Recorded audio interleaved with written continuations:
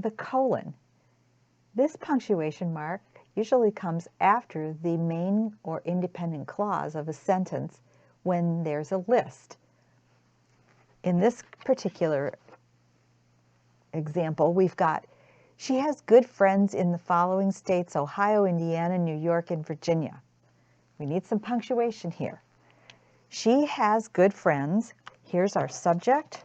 She has, verb. She has good friends in the following states.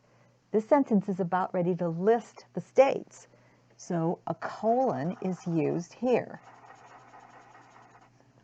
Ohio, Indiana, New York, Virginia.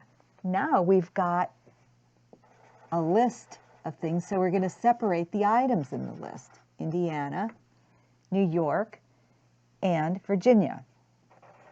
This could have a comma. I've seen the commas here before or not.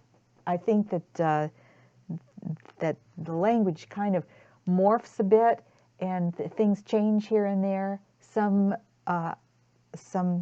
books say that you should have a comma before the and in a list, and some do not have that in there. So I revert to what your classroom teacher says in that case, because that's where you're going to get the point for your answering correctly on the test.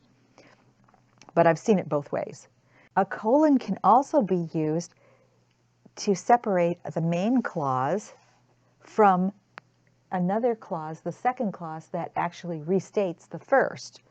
So subjects and verbs wise, his intentions are the state of being verb.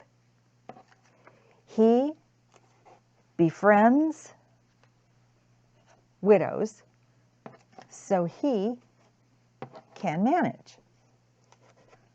There's a lot going on in that sentence. But the first part of it, before the colon, is talking about his intentions. And then the second part of the sentence actually further explains what his intentions are.